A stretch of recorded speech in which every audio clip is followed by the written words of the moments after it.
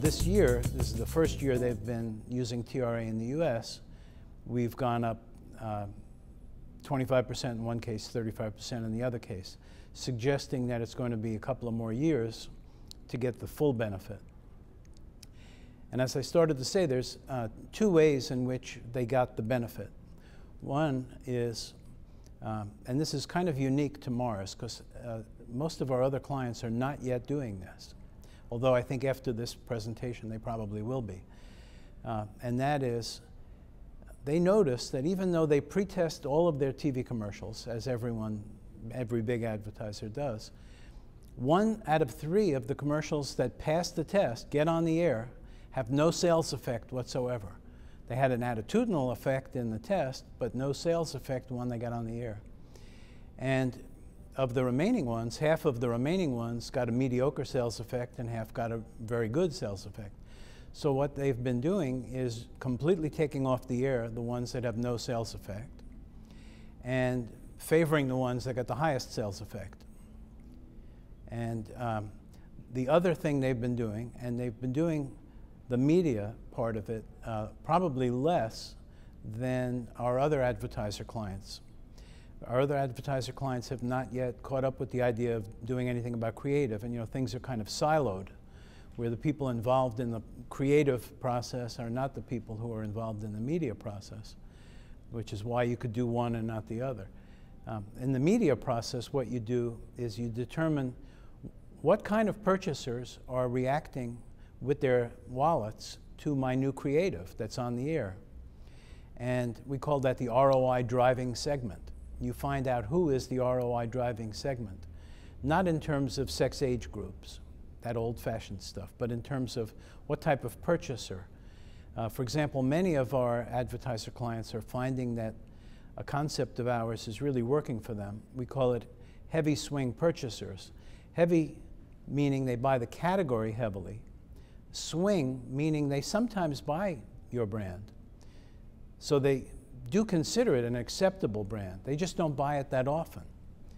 So they're heavy in the category, big spenders in the category, and they have shown a proclivity to your brand. So you don't have to get them from zero, from never having bought your brand. You just have to get them to come back to your brand. We're finding for many mature packaged goods brands that the heavy swing purchasers are the highest ROI group that you can target.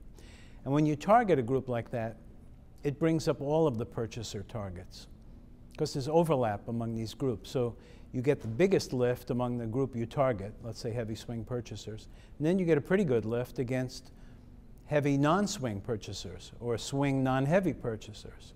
One way or another, once you move to away from sex age to a purchaser target, you're going to lift every segment of the purchaser universe, mostly the one that you're focused on for media selection.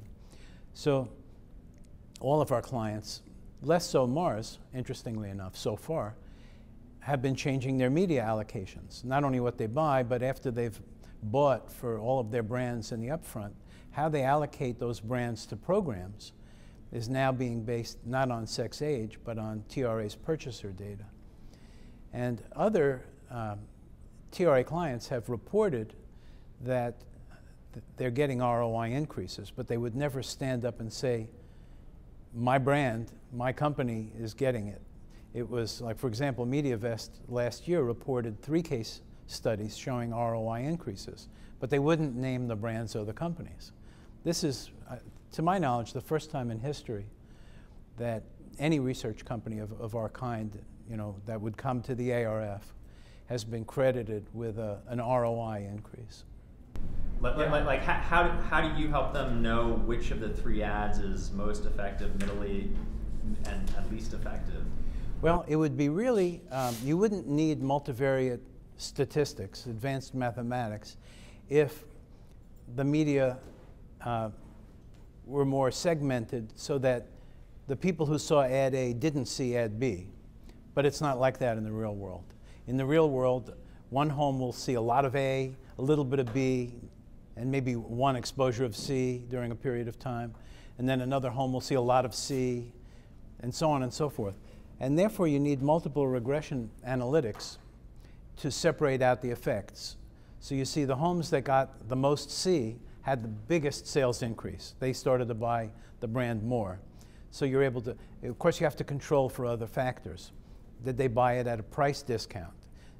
Were they in a store where the entire category spiked that week, obviously because of end aisle displays, and so on. So you have to control for all of the different effects. And multiple regression analysis has been used, you know, particularly in the last 20 years, to do this kind of analysis, but not at this kind of a granular level because single source didn't exist. You didn't have the data within a household. You had average numbers across an entire market. So you'd have to say in New York, the whole city saw more of A than B. That doesn't happen.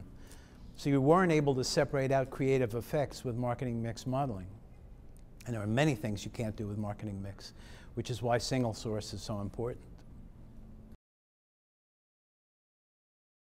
Yeah, your expression, family of measures, is a good one.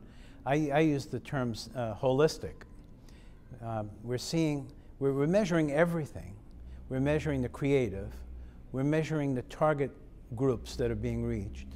We're measuring the frequency. We're measuring the flighting effects. We're measuring the program environment effects. We're measuring the program self-selecting targeting effects. We're measuring the creative. And by measuring all of these different things, you can see which ones are having impact. And you're controlling, when you're measuring creative, you're controlling for the media and so on. When you're measuring the media, you're controlling for the creative. And you really have to get it all together in a natural environment among people who aren't even aware they're being measured. So there's no conditioning bias, there's no non-response bias, you're not getting guinea pigs. You're actually measuring the real world in a natural way. And years ago, I'd always been a great proponent of persuasion measurement, attitude shift measurement. The exact thing that we're now seeing isn't working as well as it used to, or as well as we thought it did, because now that test is being passed, and the commercial gets on the air, and then it fails to have a sales effect. Well, I remember when I was a kid in the business, and I read about the great minds who had created the attitude shift measurements. You know, if you go way, way back, Gallup and Robinson and Burke were the leaders, and they were measuring recall, kind of up until the early 60s. That was the standard.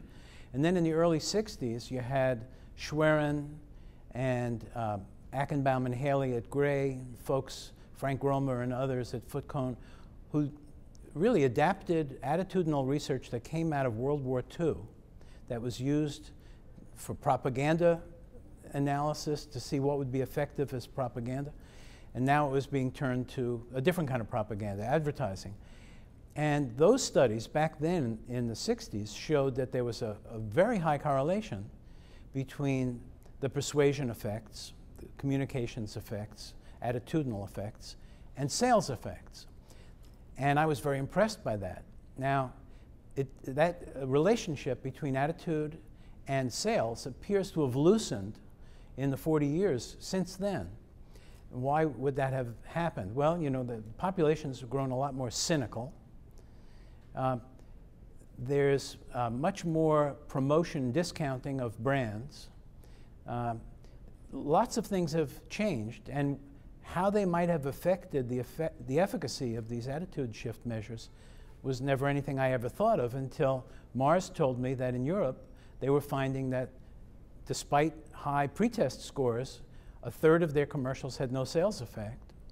And now we're seeing it with the TRA data in the US. He was absolutely right. It's time to reinspect our mental model of how advertising works. It, for a long time, was believed to be mostly a rational, convincing process. Persuasion by demonstration of the superiority of a product to do a particular job. That was a main construct of the advertising. For example, when I cut my teeth at Gray advertising, they very much believed in rational, reason why advertising with a product demonstration, a strong demonstration of the product's efficacy. Now, here we are decades later, and there's a ton of evidence that the subconscious is much more important, emotions are much more important, the rational mind is not as important, and advertising has, in fact, to some extent changed. It's changed in a way, we used to call it image advertising. You know, Pepsi advertising is a perfect example. Pepsi creates kind of a edgy, spirited, fun kind of image, so that when you drink Pepsi, you think you're going to be more of an edgy, fun, spirited, hip person. And that's all on a subconscious level. And it may, in some categories, be more emotional than others. You know, baby products, pet products, more obviously emotional than soft drinks, for example. And to get back to the TRA results that have something to do with this change in the way advertising works, for the last 10, 15 years, I've been fascinated by cause advertising and what I call the gratitude effect. So on the internet, I did a series of 28 different studies that were published in the December issue 2006 of ARF, Journal of Advertising Research. And consistently across all 28 studies, even though some of these were packaged goods, some were automotive, all kinds of different products, what we saw was, without use of advertising per se, no interruptive advertising, there were magazine-type content brought to the user on the internet by a sponsor. One case that the IAB publicized widely was Volvo sponsored the coverage of, on Yahoo, of the auto show at the Javits Center, the annual New York Auto Show. It had never been covered on the internet before, I think this was 2002. And Volvo sponsored it. They didn't say anything good about Volvo. They just, on each page, said, brought to you by Volvo for life. And here's Volvo bringing you the latest stories about their competitors, BMWs, Audis, Chryslers, and so on.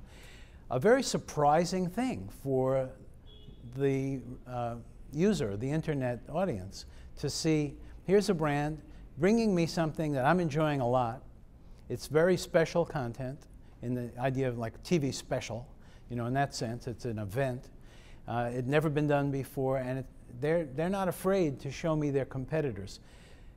And what we saw was, against a controlled experiment, we saw that people who were exposed to that, as compared to seeing the same content without Volvo, without any sponsor or advertising, the willingness to consider Volvo as their next car was 1.6% in the control group and 7.8% in the exposed group.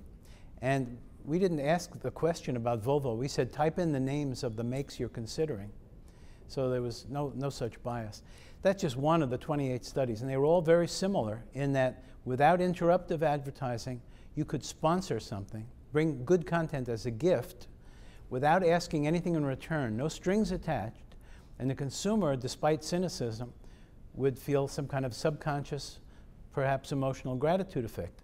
And we saw that. And so I postulated in that article in 2006 that wouldn't that possibly work on television, where you could use a sponsorship? So yesterday, we showed results which showed, this wasn't a Mars result, this was another client, the packaged goods client, compared to their average of all of their 30-second commercial advertising, they did one kind of cause-related, philanthropic, true sponsorship of a program. It had more than double the ROI of their average for all of their television. So, how does advertising work? How can it work in the future? I think more of an appeal to things that are really important to people, things that are bigger than the product. Tying your product to something bigger than just buying products in supermarkets.